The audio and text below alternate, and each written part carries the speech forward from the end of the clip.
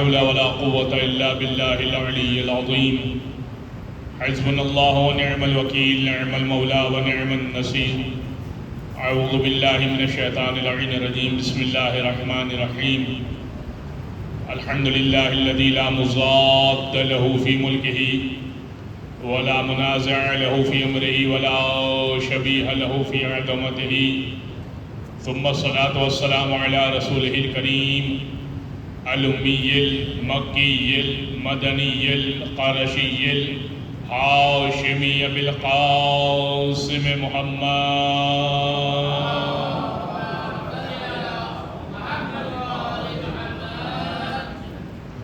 وعلى أهل بيته الطيبين الطاهرين، واللعنة الدائمة على أعدائهم أجمعين من يوم ظلمهم وعداوتهم إلى قيام يوم الدين.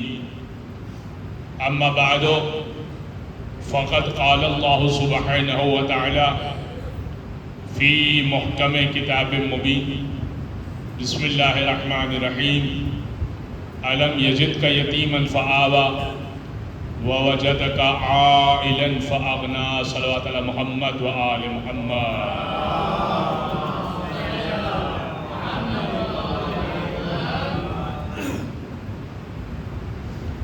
حضرات گرامی، اس مختصر سی مجلس اعزاء کا عنوان خدیجہ طاہرہ سلام اللہ علیہا ہے.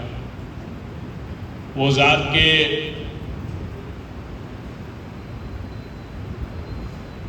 جب رسول نے ہجرت بھی کر لی اور دیگر ازواج بھی میسر آ گئی اور مدینہ کا سازگار ماحول بھی مل گیا اور اصحاب وفا بھی موجود تھے، مگر روایت اہل سنت کے یہاں بھی موجود ہے اور ہمارے یہاں بھی موجود ہے کہ جناب عائشہ فرماتی ہیں کہ جب ہم رسول کو غمگین دیکھتے تھے تو ذکر جناب خدیجہ کا کیا کرتے تھے، جو رسول کے چہرے پہ مسکراہٹ آ جاتی تھی. اور ایک دن میں نے، جناب عائشہ فرماتی ہے کہ میں نے سوال کیا کہ اب جب کہ آپ کے پاس جوان خواتین موجود ہیں تو اکثر اس خاتون کا تذکرہ کیوں کرتے ہیں؟ کیونکہ رسول بارہا جناب خدیجہ کا تذکرہ کیا کرتے تھے کہ اس جیسی نیک زوجہ کوئی نہیں تھی. فرمایا کہ خدیجہ اس وقت ایمان لے کر آئی خواتین میں جب کوئی ایمان لانے کو تیار نہ تھا، اور اس وقت انہوں نے میری تصدیق کی کہ آپ سچے ہیں جب سب نے تکذیب کی کہ آپ جھوٹے ہیں. سب نے کہا کہ آپ نے جو دعویٰ نبوت کیا ہے ویسے آپ سچے ہیں، آپ صادق و امین ہیں، مگر یہ دعویٰ نبوت کیا ہے اس کو ہم نہیں مانتے. تو خدیجہ نے اس وقت ساتھ دیا جب کوئی ساتھ دینے کو تیار نہ تھا، اور اس وقت تصدیق کی جب سب نے تکذیب کی، اور خدیجہ نے اس وقت مال دیا جب کسی نے مال سے مدد نہیں کی اسلام کی، اور خدیجہ نے اس وقت اولاد دی جب سب نے ابتر کا دانہ دیا. ایسے ہی خدا نے نہیں کہہ دی یہ دو آیتیں سورہ والضحیٰ کی میں نے آپ کی خدمت میں پڑھی. الم یجدک یتیما فآوی ووجدک عائلا فاغنی. اے حبیب، جب آپ یتیم ہوئے تو ہم نے آپ کو پناہ دی. دیکھیے کمال آیت کا، دیکھیے آج بھی اتنی ایڈوانسمنٹ کے باوجود، اتنی تحقیق آسان ہو جانے کے باوجود مسلمان یہ کہتا ہوا نظر آتا ہے کہ رسول اللہ کا چچا نعوذ باللہ کافر ہے. اس کا جواب تو خود مولا کائنات نے دیا تھا کہ جب کسی نے مولا کائنات سے کہا تھا یا علی ابو کا فنار، یا علی ابو کا فنار، یا علی ابو کا فنار، اے علی تمہارا باپ جہنم میں، اے علی تمہارا باپ جہنم میں، علی تمہارا باپ جہنم میں.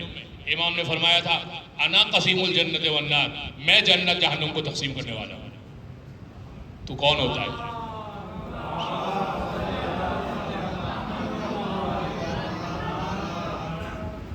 تو کون ہوتا ہے فیصلہ کرنے والا؟ رسول اللہ نے مجھے کہا تھا یا علی انت قسیم الجنت والنار، اے علی تو ہے جو جنت و جہنم کو تقسیم کرنے والا ہے.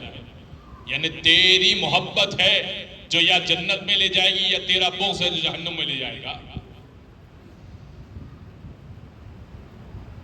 تو آج اتنی ایڈوانسمنٹ کے باوجود، آسان ہو جانے کے باوجود کہ آپ آسانی سے تحقیق کر سکتے ہیں، تحقیق آسان ہو جانے کے باوجود بولا مسلمان جو مسجد سے پڑھایا جاتا ہے وہی سمجھتا ہے، اور وہ یہ کہتا ہے کہ رسول کے چچا نعوذ باللہ جو ہے وہ کافر تھے. ٹھیک ہے کہ آپ کی بات ایک لمحے کو مان لینے کو ہم تیار ہو جاتے، مگر اگر والضحیٰ کی آیت موجود نہ ہوتی کہ قرآن یہ کہہ رہا ہے الم یجد کا یتیمن فآوا، حبیب جب آپ یتیم ہو گئے نا تو ہم نے آپ کو پناہ دی. اللہ کبھی بھی کافر کے کام کو کریڈٹ خود نہیں لیا کرتا. اللہ نے یہ نہیں کہا تھا اے موسیٰ جب آپ پریشان تھے نا تو ہم نے آپ کو پناہ دی تھی.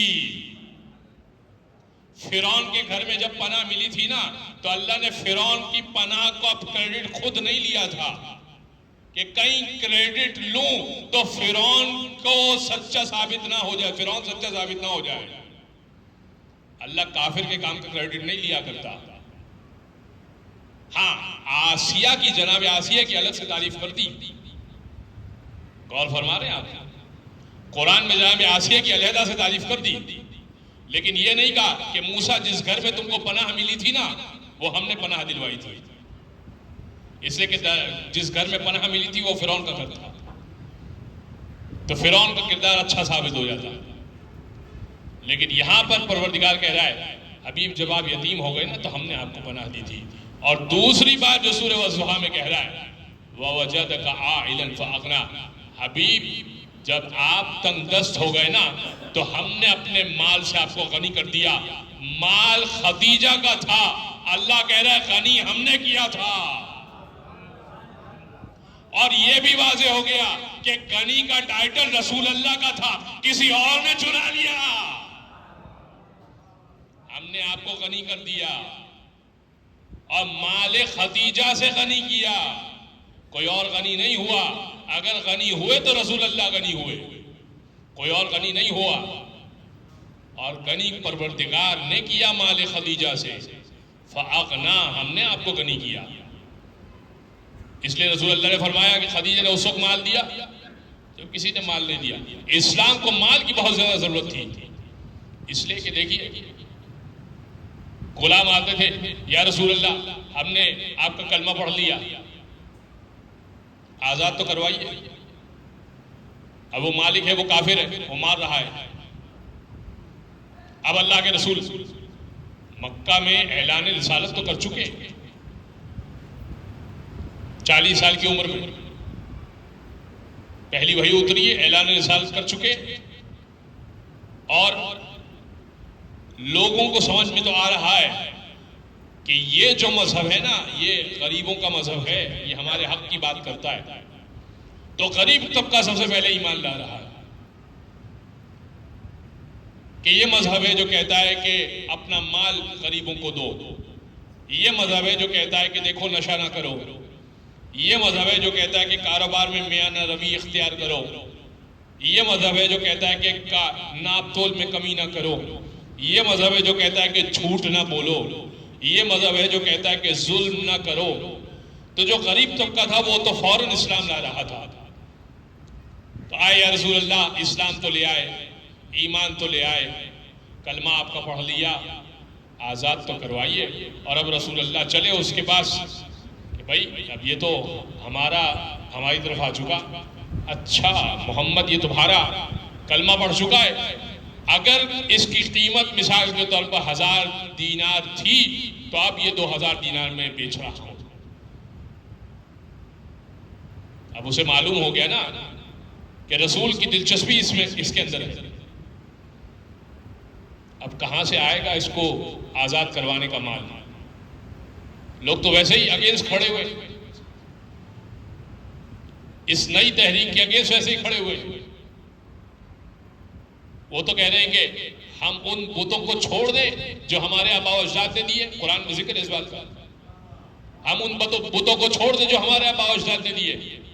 تو ایک بات تو سمجھ میں آ گئی کہ ہر دفعہ آباء و اجداد ٹھیک نہیں ہوا کرتے. یہ بات ذہن میں رکھیے کہ کوئی دین کی بات آپ کو معلوم ہو، عین ممکن ہے کہ 20-30 سال بعد آپ کو معلوم ہو اور سمجھ میں آئے کہ ایک عرصے سے ہم غلط کر رہے تھے. کر لیجئے اس کو ٹھیک. کیا ایک عرصے سے ہم غلط کر رہے تھے؟ جی غلط کر رہے تھے، مان لیجئے اس بات کو. تو کہا کہ اب جناب خدیجہ کا مال، لیکن اس سے پہلے کہ جناب خدیجہ کے مال کی طرف آؤں، عقد جناب خدیجہ، وقت چونکہ میرے پاس نکلا جا رہا ہے کہ میں عقد جناب خدیجہ کے اوپر بھی گفتگو کروں اور جناب خدیجہ کی رحلت کے اوپر بھی گفتگو کروں، تھوڑا سا میں آپ کی خدمت میں بس بات پیش کر کے میں اس کو سمیٹتا جاؤں گا کہ جناب خدیجہ نے پیغام کیسے بھیجا. مال تو استعمال ہوا، اب غلام کے لیے بھی مال استعمال ہو رہا ہے. غلام آزاد ہو گیا تو آزاد ہونے کے بعد کہہ رہے ہیں یا رسول اللہ اب تو آزاد ہو گیا، رہائش سے چلی گئی. بھئی اب تو پہلے تو مالک کے گھر پہ رہتا تھا نا، اب کہاں رہوں گا؟ تو رہائش کا بھی تو انتظام کیجیے.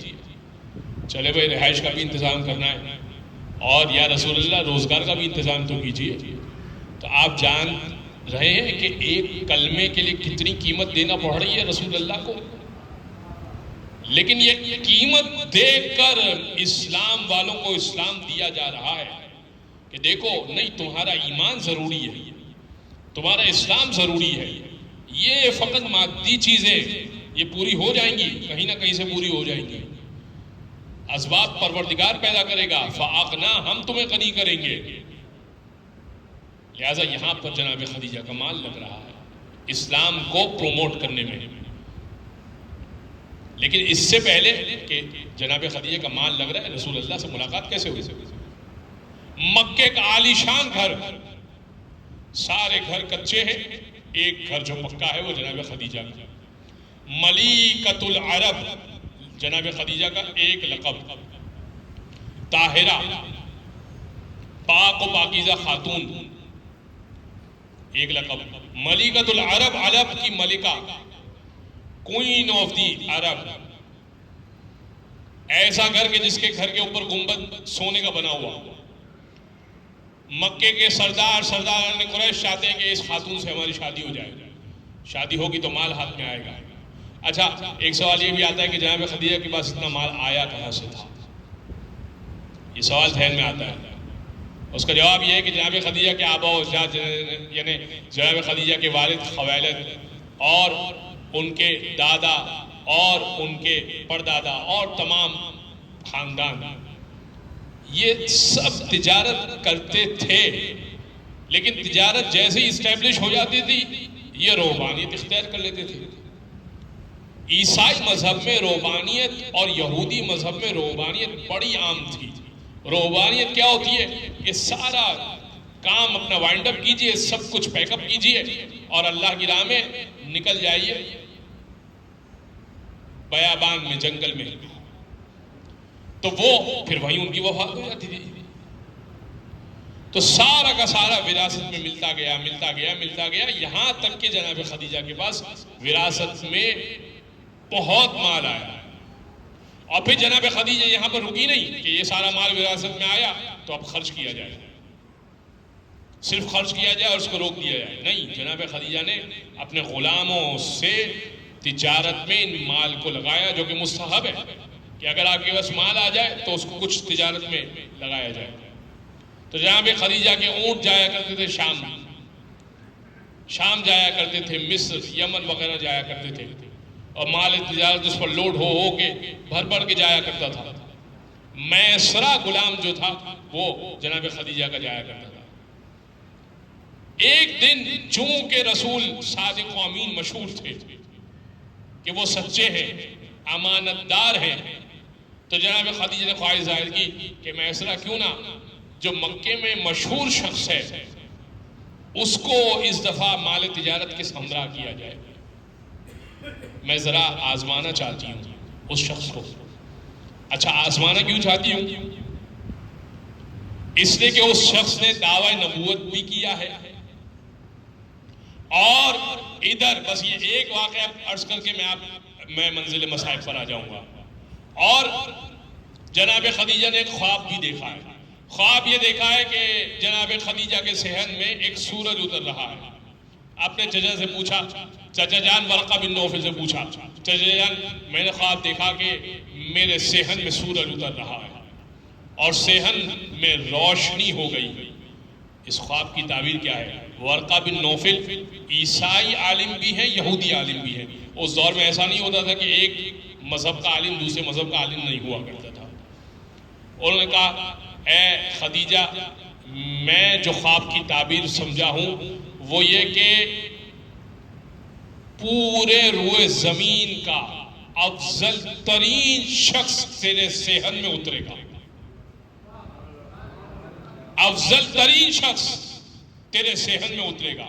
اس لیے خواب میں تم نے دیکھا ہے کہ سورج تمہارے صحن میں اترا ہے، تو تعبیر یہ ہے کہ افضل ترین شخص تمہارے صحن میں اترے گا. اب جناب خدیجہ کو پریشانی تو ہے کہ مکے میں ایک شخص نے دعویٰ نبوت کیا ہے. اب دلچسپی ان میں ہے، لہٰذا میسرہ سے کہا میسرہ ابھی ہمارا کاروان جا رہا ہے، سامان تجارت بھی ساتھ ہے، ذرا محمد کو ہمراہ کر لیا جائے، صلی اللہ علیہ وآلہ وسلم کو ہمراہ کر لیا جائے. تو اب ان کو ہمراہ کیا. اور میسرہ جب واپس آیا، میں پوری بات کو چھوڑتا ہوں، جب میسرہ واپس آیا تو جناب خدیجہ اوپر سے اپنے بالا خانے سے دیکھ رہی تھی. میں نے کہا نا مکہ کا بڑا گھر تھا، چھت بھی موجود تھی. عجیب صورتحال دیکھی، شدید دھوپ ہے، میسرہ بھی آ رہا ہے اور رسول و ختمی مرتبت بھی آ رہے ہیں. اللہم صلی اللہ. صورتحال یہ ہے کہ ایک بادل ہے جو رسول پر سایہ کیے ہوئے آ رہا ہے.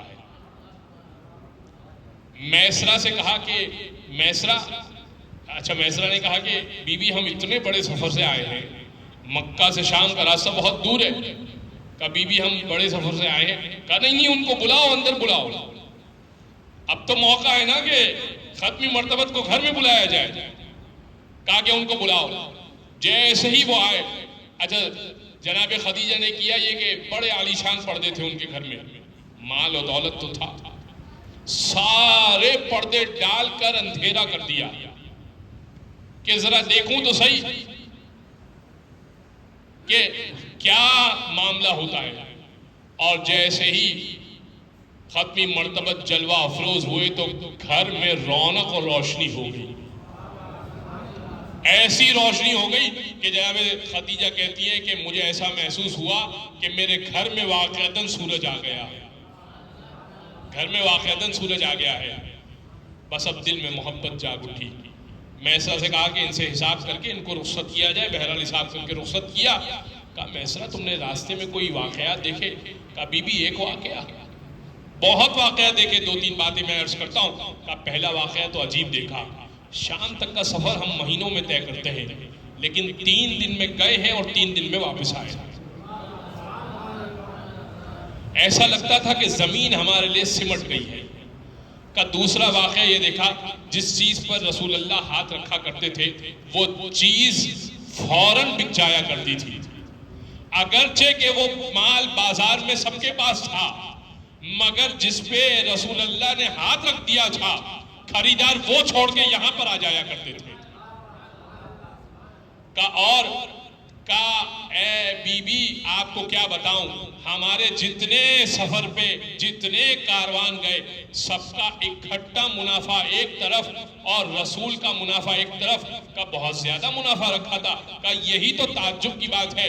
مجھے رسول نے فرمایا تھا کہ دیکھو منافع ہمیشہ بہت معمولی لیا جاتا ہے. اگر تمہاری چیز جو ہے وہ 2 دینار 3 دینار کی ہے تو اس پہ 1 دینار تھوڑا سا منافع لے لیا جائے. اور لوگ 10 دینار 12 دینار اوپر لے رہے تھے کہ ہم مکہ سے آئے ہیں، شام میں سامان کی کمی تھی، لوگ 10-10 دینار 12-12 دینار منافع لے رہے تھے، کیونکہ ان کو موقع لگ گیا تھا، فائدہ اٹھانے کا موقع لگ گیا تھا، مگر ہمارا منافع 1-2 دینار سے اوپر نہیں تھا۔ مگر کمال یہ ہے کہ باوجود اس کے کہ کم منافع تھا، اتنا منافع ہم نے نہیں کمایا، اتنا منافع ہم نے کمایا جتنا بقیہ سالوں میں کمایا اس سے زیادہ اب ہم نے کمایا ہے۔ باقی سالوں میں جتنا مکمل کمایا ہے اس سے زیادہ اس سال ہم نے کمایا ہے، جبکہ ہم نے منافع کم رکھا تھا۔ کمال تو یہ ہے۔ بہت واقعات میں اس طرح نے بیان کی۔ اب جناب خدیجہ طاہرہ نے پیغام حق بھیجا اور رسول اللہ نے چند شرطوں کے ساتھ قبول کیا۔ اسی وقت سیدہ طاہرہ نے، سیدہ خدیجہ نے سارا کا سارا مال ہبہ کیا، کہا اے ختمی مرتبت، اے محمد مصطفیٰ، میں آپ پر سارا مال قربان کرتی ہوں، یہ آج سارا کا سارا آپ پر ہوا۔ اور ان قریش کے سرداروں کو بلایا، ابو جہل اور ابو لہب اور عتبہ اور شیبہ کو بلایا اور کہا کہ تمہاری خواہش تھی مال کے عوض شادی کرنے کی، مگر میں نے ایمان دیکھا اس شخص کا اور اس کے ایمان کی وجہ سے اس سے شادی کر رہی ہوں۔ صلوات پڑھیں محمد و آل محمد۔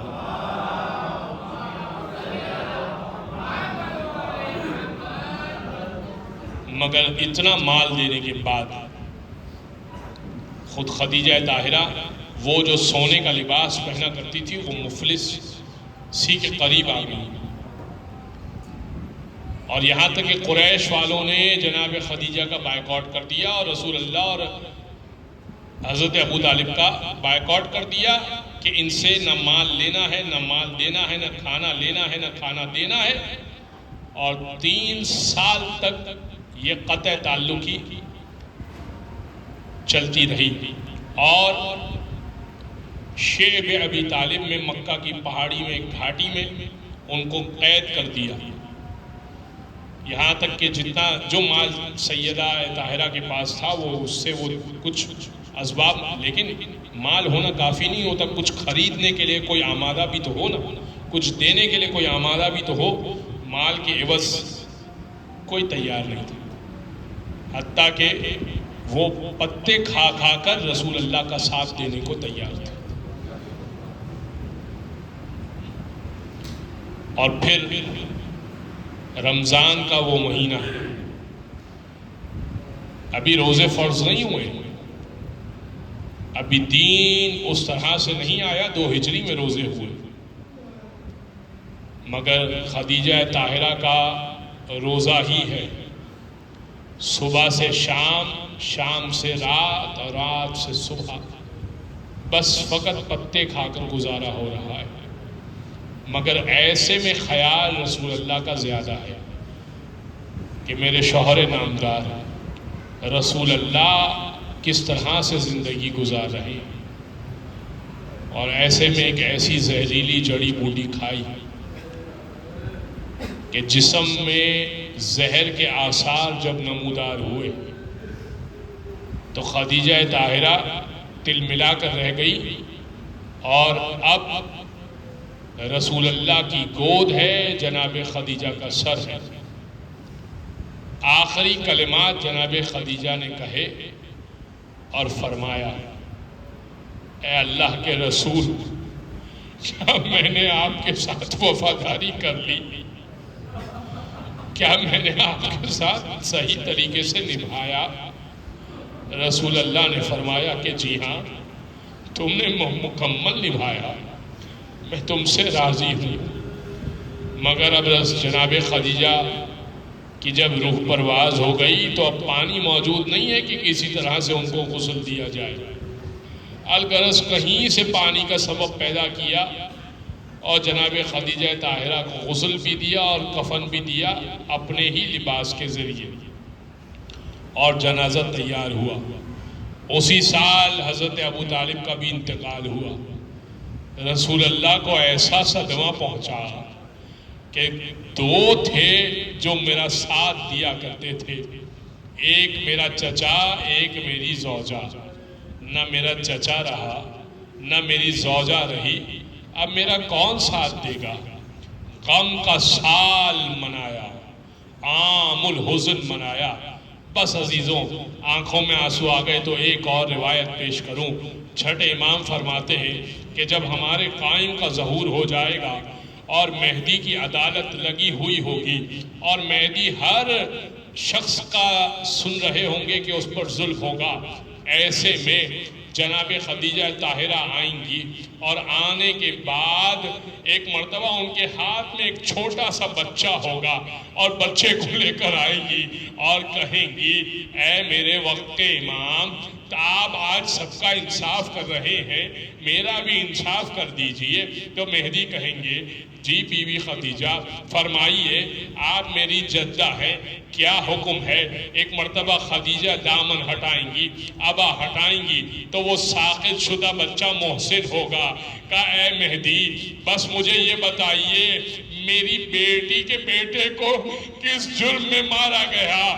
کہا اسی عدالت میں اچانک جناب چھٹے امام فرماتے اچانک جناب فاطمہ آئیں گی، ان کے ہاتھ میں بھی ننھا سا ایک بچہ ہوگا اور وہ کہیں گی اگر میری ماں کو انصاف دیا جا رہا ہے تو میرے ہاتھ میں بھی ایک جنازہ موجود ہے، مجھے بھی انصاف دیا جائے۔ حضرت مہدی کہیں گے فرمائیے اے میری مادر گرامی، آپ کے ہاتھ میں یہ جنازہ کیسا ہے؟ کہا یہ ننھا بچہ یہ علی اصغر کا لاشا ہے، مجھے بس ذرا اتنا بتائیے اس کو کس جرم میں مارا گیا؟ الا ولعنت اللہ علی القوم الظالمین وسيعلم الذين ظلموا أيّ منقلب ينقلبون